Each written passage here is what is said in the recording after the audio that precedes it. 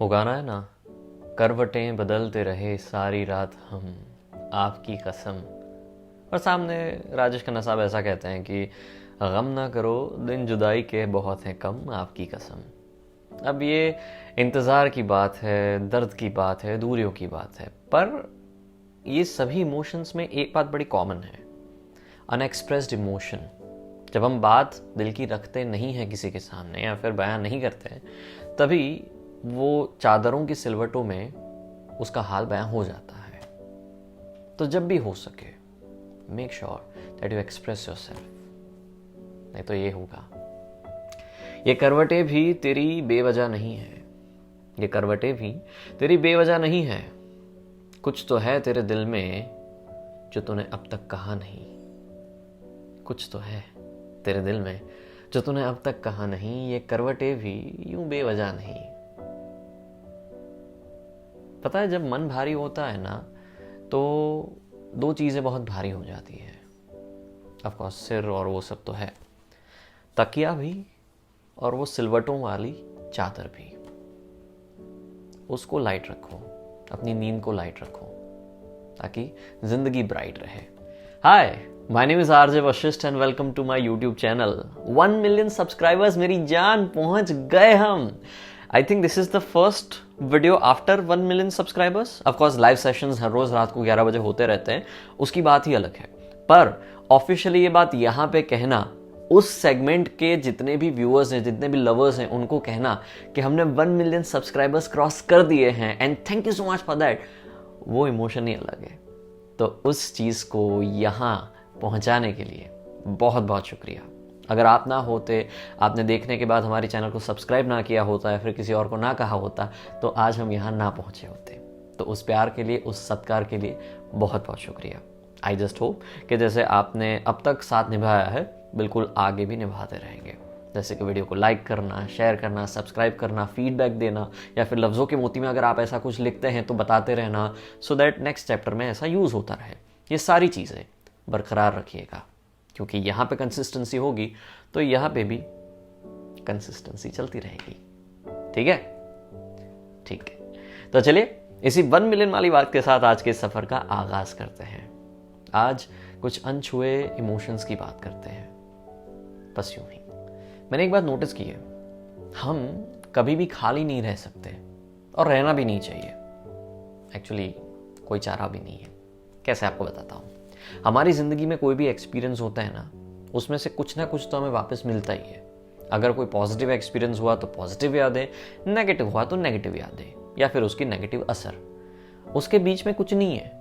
कुछ ना कुछ तो आपको मिलेगा ही। कि कुछ खराब हुआ तो देखो क्या हो गया, मेरी तो ज़िंदगी बर्बाद हो गई, सब कुछ लुट गया, पर चलो एटलीस्ट वो एहसास तो रहा, वैसा कुछ। तो वैसी बात कहता है ये शेर है, पर पूरी बात सुनिएगा। ओके, तकलीफ मिट गई मगर एहसास रह गया।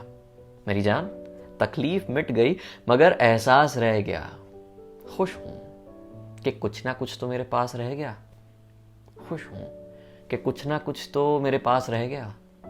तकलीफ मिट गई मगर एहसास रह गया। अब सवाल यह है कि खुश हूं, ये क्या सच में खुशी है या फिर वो दिलासा है कि हाँ चलो कुछ तो है, या फिर कुछ तो है। ज़्यादातर वो सैड वाला होगा कि चलो कुछ तो रह गया। तो यहाँ पे सुनाने वाली भी बात है और दुखी पने वाली भी बात है। दोनों में से चूज क्या किया जाए? कुछ भी नहीं। तीसरा, जैसे कि ये जो घाव दिख रहा है आपको, ये हाँ, सो ये हुआ था मेरे कॉलेज टाइम के एक बाइक एक्सीडेंट की वजह से।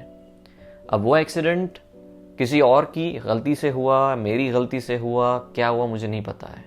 पर उससे पहले मेरा जो झगड़ा हुआ था, उससे पहले जिसने मुझे डिस्टर्ब कर दिया था कुछ बातों की वजह से, उस वजह से ना तो ड्राइविंग में ध्यान दे पाया, और जैसे मैं वहाँ पे निकला ठोकर लग गई एंड आई डोंट नो, और ये ज़िंदगी भर का यहाँ पे एक स्कार रह गया। अब जब भी मैं देखता हूँ तो दो तरह की यादें ताज़ा होती है कि यार वो एक्सीडेंट हो गया, और दूसरा उस इंसान ने जो भी बातें कही थी वो गलत कही थी, ऐसा क्यों किया। और तीसरा इमोशन ये आता है कि हाँ ठीक है, आगे जाके मन पे बातें नहीं लेंगे, सिंपल। अपने आप को थोड़ा सा काम रखेंगे कि okay now I have to drive, आराम से चलते हैं, ऐसी हड़बड़ाहटी में नहीं जाना है, क्योंकि जैसी हड़बड़ाहटी बाहर होती है अंदर वो दिख ही जाती है, या फिर उल्टा, जैसे अंदर होती है तो बाहर रिफ्लेक्ट होती ही है।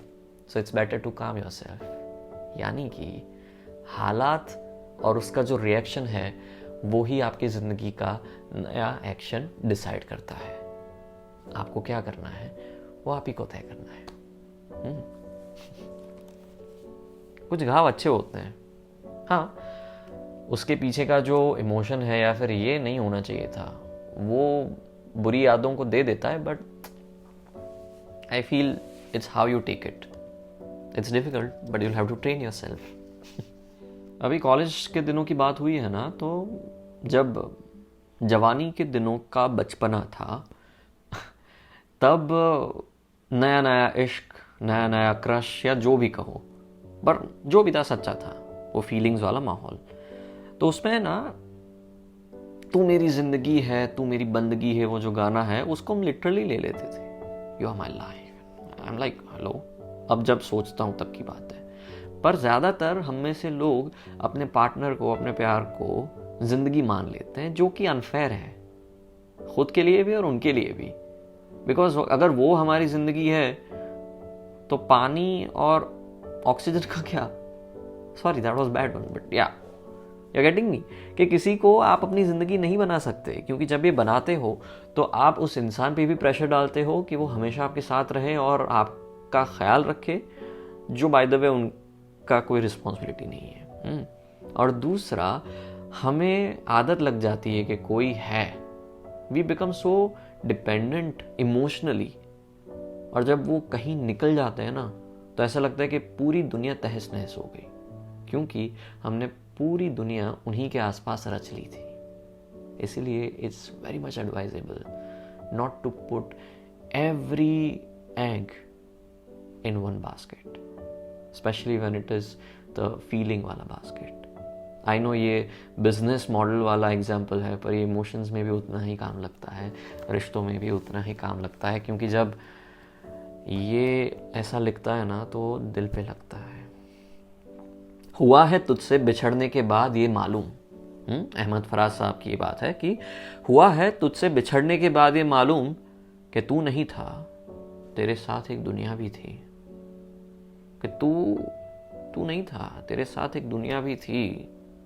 हुआ है तुझसे बिछड़ने के बाद ये मालूम, मतलब ऐसा लग रहा है कि अब पूरा जहां बेगाना है, अब कोई नहीं है, किसी के साथ बात करने की इच्छा नहीं हो रही है, घर वालों से भी एकदम झगड़ के बात करने की इच्छा हो रही है, क्योंकि गुस्सा कहीं और का है, निकल कहीं और रहा है, because we don't know how to react, how to share, क्योंकि हर बात हम एक ही इंसान से शेयर करते थे। करना चाहिए, पर साथ में एक आध दो इंसान जो दोस्त जैसे हो, जिनके सामने भी हम इमोशनली नेकेड हो पाए, उनसे बयां कर पाए, वैसे लोग होने चाहिए, क्योंकि जब वो नहीं रहते ना तो वो आपको खा जाता है। तो अपने इमोशंस का जोर एक ही कुर्सी पे मत रखो, पूरा फर्नीचर का मॉल रखो और उसमें से 2-3 को चूज करो, पर रखो ऐसे इंसान, नहीं तो फिर जब एक कुर्सी पे दीमक लग जाएगा ना, आप ही गिरोगे और आप ही को लगेगी। कभी कभार आपको ऐसा लगता है कि कुछ इंसान आपके नज़दीक होते हैं पर नज़दीक नहीं होते, या फिर जिस तरह से इतना सारा वक्त बिता लिया, ऐसा लगा कि हमारे साथ थे पर हमारे साथ नहीं थे, अधूरापन लगा पूरापन होने के बावजूद। बाहर से ऐसा लगे कि नज़दीक है पर वैसे दूरियां, ऐसा नहीं लगता है कि यार हम जो बातें कर रहे हैं वो दिल से कर रहे हैं या फिर जस्ट टाइम पास हो रहा है, ऐसा लग रहा है कभी भी। मिलने की तरह मुझसे वो पल भर नहीं मिलता, मिलने की तरह वो मुझसे वो पल भर नहीं मिलता, दिल उससे मिला जिससे मुकद्दर नहीं मिला, दिल उससे मिला जिससे मुकद्दर नहीं मिलता, मिलने की तरह मुझसे वो पल भर नहीं मिलता। ये तो फाइनल डेस्टिनेशन वाली बात हो गई, ये रिजल्ट आ गया, पर इससे पहले ना ऐसे बिहेवियर्स के बहुत सारे रेड फ्लैग्स होते हैं। हम सब की जिंदगी में ऐसे आते ही हैं कि जब आप किसी के साथ बात करते हो तो ऐसे बिहेवियरल पैटर्न्स में दिख ही जाते हैं कि that person is not that interested in you. वो उनकी बातें इतने इंटरेस्ट से कहेंगे, पूरी एनर्जी खा जाएंगे, पर जब आपकी बात सुनने की बात आएगी तो दिल भी लाइक ओह अच्छा, ओके, अरे हेलो, हम इतने दिल से बयां कर रहे हैं और सामने कोई है ही नहीं रिस्पॉन्स देने वाला। सुन रहे हैं पर सुन नहीं रहे हैं। They might be hearing us but they are not listening to us. Listening to यानी ध्यान से सुनना। ऐसा जब भी हो ना, पहले उनको बोलो कि are you busy, can you just pay some attention here. उसके बाद अगर वो फिर से ना चौकन्ना होते और आपके साथ बात करते हैं तो ठीक है, पर बारी बारी अगर वैसा ही बिहेवियर रहे तो प्लीज ऐसे इंसान से दूर रहना, क्योंकि उनका ध्यान ऑलरेडी कहीं और है। वो ध्यान से किसी और को सुन रहे हैं, जिनको आप कब से ध्यान से नहीं मन से सुन चुके हैं। वो किसी और को मन लगा चुके हैं। ध्यान से ऐसे लोगों की चुप्पी को सुनना मत भूलना, नहीं तो फिर ऐसा सब लिखना पड़ेगा। आपको कभी ऐसा लगता है कि कभी कभार कुछ सिचुएशंस आपके हाथ में नहीं होती है, खराब होने के बाद भी कितना भी ट्राई क्यों ना करो वो अच्छा नहीं रहती है। ऐसा कभी होता है? किसी और की वजह से आपकी जिंदगी में बर्बादियां आ गई और उसका आप कुछ कर ही नहीं पाए, तो उसको बयां कैसे करेंगे? इतने भी बुरे नहीं थे हम, इतने भी बुरे नहीं थे हम जितने इल्जाम लगाए लोगों ने। इतने भी बुरे नहीं थे हम जितने इल्जाम लगाए लोगों ने। कुछ किस्मत खराब थी तो कुछ आग लगाई लोगों ने। कुछ किस्मत खराब थी तो कुछ आग लगाई लोगों ने। इतने भी बुरे नहीं थे हम। ठीक है, नहीं थे बुरे तुम, तुमको पता है ना तुम नहीं थे। And are you sure about that? Are you confident about that कि तुम बुरे नहीं थे? तो रोना बंद करो ना। ठीक है, तुम्हारी किस्मत खराब थी, पर किस्मत खराब हो सकती है, जिंदगी नहीं। किस्मत is one of the phases, वो बदलता रहता है। बिल्कुल वैसे ही अगर आज बुरी किस्मत है तो कल अच्छी होगी, शायद परसों अच्छी होगी, पर होगी।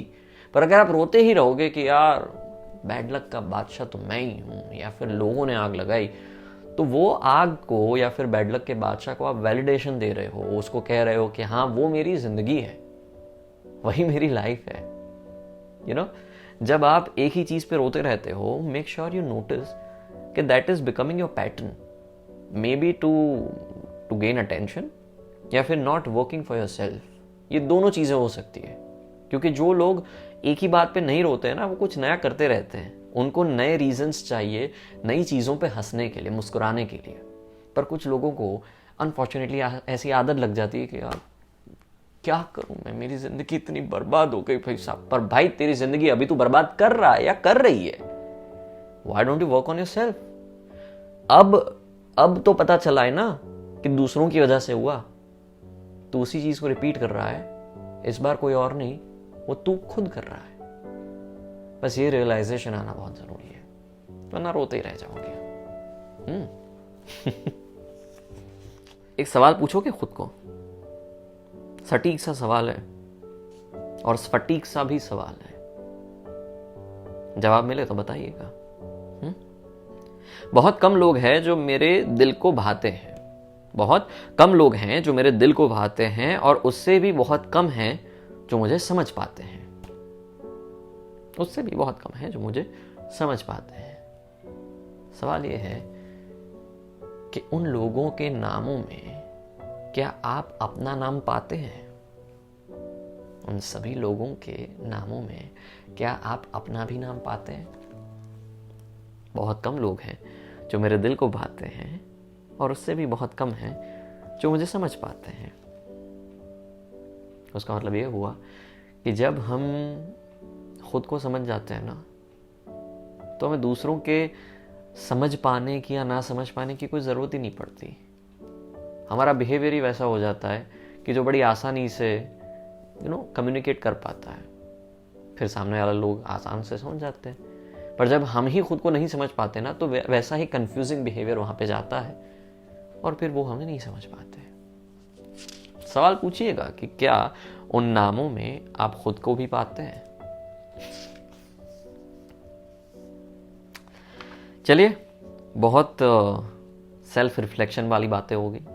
लफ्ज़ों के मोती की वन ऑफ द फ्लेवर्स ये भी है कि थोड़ी प्यार भरी बातें भी होती है। तो थोड़ी बेमतलब सी बातें करते हैं, थोड़ी इश्क की बातें करते हैं। कुछ बातें बेमतलबी होती है, कुछ बातें बेमतलबी होती है। तुझे खामोशी पसंद है और हमें खामोशी में तुम। तुझे खामोशी में पसंद है और हमें खामोशी में तुम। कुछ बातें बेमतलबी होती है। मतलब यार, आप आराम से अपनी गैलरी में बैठे हो, रात के तकरीबन 3 बजे हैं, आमने सामने, ओके, सर्द वाला माहौल और गर्मा गर्म चाय है या फिर उनकी फेवरेट वाइन, आपकी फेवरेट विस्की, आराम से बैठे हो, प्रतीक कुहड़ का म्यूजिक चल रहा है, ठंडी सी हवा, और आप एक दूसरे के सामने देखते हो, आंखों में आंखें डाल के, और मुस्कुराते हो और फिर हाथ थामते हो। That's it. ऐसी खामोशी में मुझे तो बहुत पसंद है, क्योंकि उस खामोशी में भी हम दोनों की धड़कन बातें कर रही है तो सुनाई देती है जिसकी धड़कन तुम्हारा दिल या हमारा दिल है। तो मुझे ऐसी खामोशी पसंद है, या फिर ऐसी भी खामोशी पसंद है।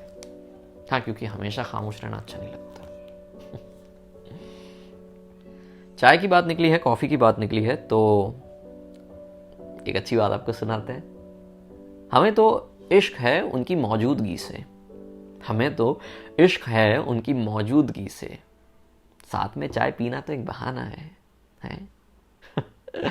साथ में चाय पीना तो एक बहाना है, हमें तो इश्क है उनकी मौजूदगी से। पर जब उनकी मौजूदगी भी दूर हो जाती है उस चाय की भाप की तरह, तब साथ भी ठंडा और चाय भी ठंडी। जैसे आपकी मौजूदगी की आदत लग जाती है, बिल्कुल वैसे ही चाय की आदत भी लग जाती है। और फिर किसी हाईवे की टपरी पे अपनी गाड़ी को पार्क करके उसी हाईवे पे देखना, जब पहली बार हमारी मुलाकात या फिर आखिरी बार हमारी मुलाकात हुई थी, वहीं पे खड़ा रहना और चाय की चुस्कियां मारते रहना और उस पुराने लम्हे को जीते रहना। शायद यही इश्क है। हाँ, कुछ ज़्यादा ही कोडिंग में बातें चल रही, मुझे ऐसा लग रहा है, पर ठीक है, आप समझ जाओगे। उस बात को आज पता नहीं 5 साल हो गए हैं।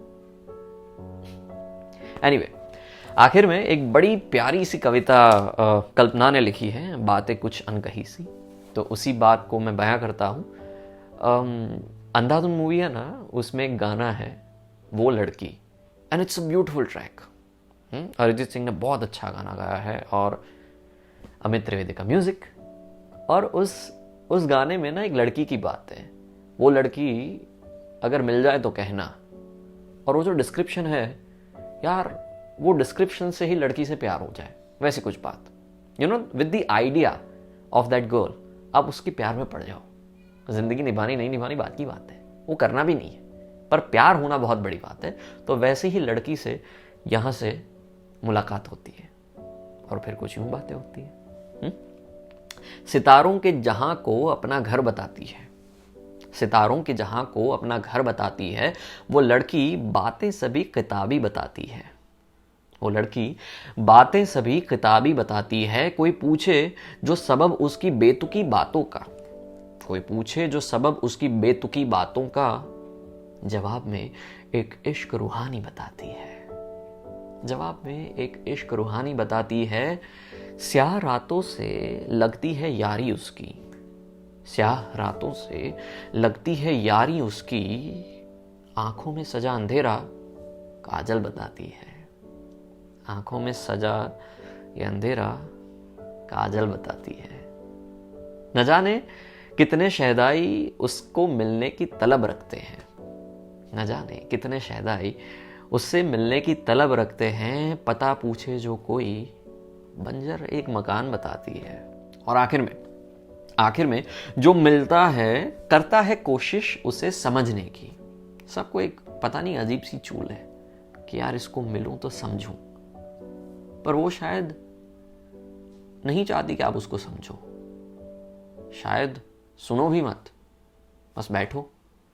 और बैठने के बाद रहा नहीं जाता है तो समझना पड़ता है, और वहीं पे तू गलती करता है। फिर ये होता है, जो मिलता है करता है कोशिश उसे समझने की। वो लड़की हर शख्स को ना समझ बताती है, वो लड़की हर शख्स को ना समझ बताती है। सितारों के जहां को अपना घर बताती है, वो लड़की बातें सभी किताबी बताती है। कोई पूछे जो सबब उसकी बेतुकी बातों का, जवाब में एक इश्क रूहानी बताती है। वो लड़की जो मिले तो उसे कहना। It's a nice song by the way, कभी देखना और सुनना और उसी लड़की के बारे में सोचना जिसको आप समझना चाहते थे पर सुनना नहीं चाहते थे। शायद सुन लेते तो समझने की भी जरूरत नहीं पड़ती, क्योंकि कभी कभार समझने के लिए सिर्फ सुनना ही जरूरी होता है। तो चलिए, इसी बात के साथ मैं चलता अपनी गली। आई होप के लफ्ज़ों के मोती का ये सेशन आपको पसंद आया होगा। अगर आया है तो इस वीडियो को लाइक करना मत भूलना, ताकि पता चले कि जितने लोग देखते हैं उसमें से पसंद करने वाले लोग कितने हैं। उसके साथ साथ कौन सी बात पसंद आई वो कमेंट बॉक्स में बताना मत भूलना।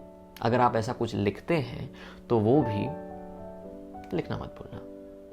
और उसके साथ साथ अगर आप यहाँ पे नए हैं देन कंसिडर सब्सक्राइबिंग। इसी बात के साथ मैं चलता अपनी गली।